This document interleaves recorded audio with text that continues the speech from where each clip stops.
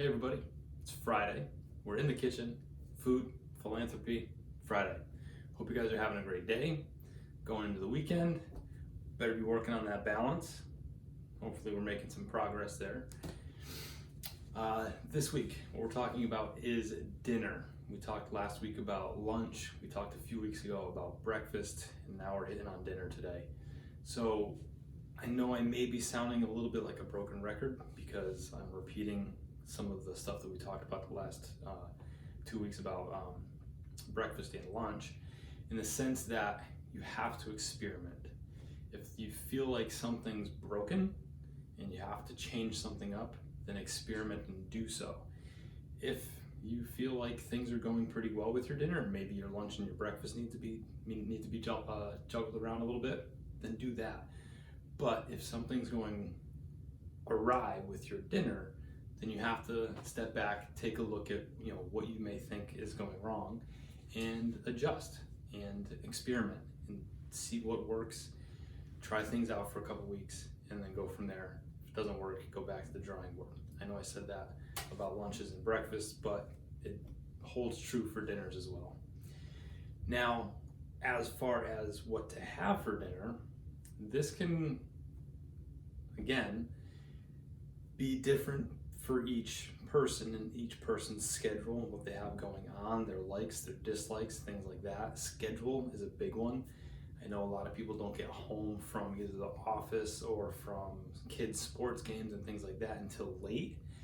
If you're home and you're eating late, maybe not the best thing to have something super heavy, really big meal, especially if shortly after that you're headed to bed.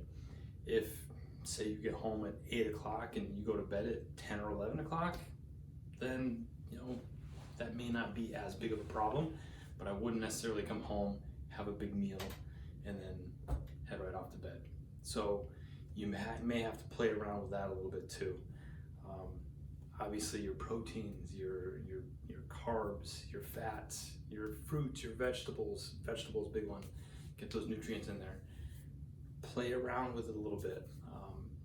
Chicken, steak, fish, salads are great, especially because they're quick and you can make them ahead of time.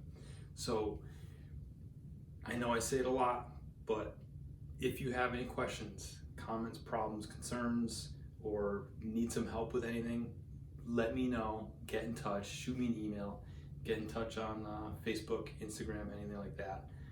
Hopefully today and the last couple weeks helped a little bit with what you have going on with your breakfast, your lunches, and dinners, and gave you some ideas, or maybe just kind of gave you a kick in the butt to step back and take a look at what you got going on for your meals throughout the day, and maybe make some adjustments where needed.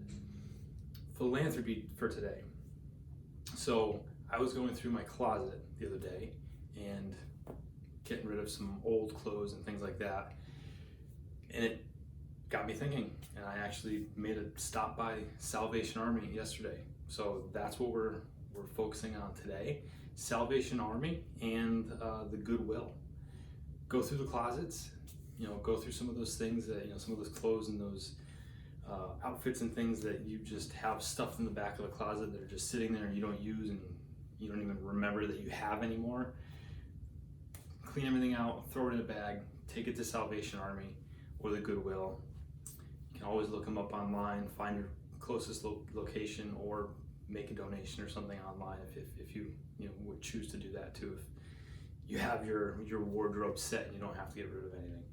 But that's what we got: food, dinner, Salvation Army, Goodwill. Practice that balance. Always get in touch with any comments, concerns, or problems that you guys have or questions. Let me know. Have a great weekend. Spoiler alert, next week on Friday, we're going to be doing some stuff with some food. So look forward to that. All right, guys, you take care. Have a great weekend. See you on Monday.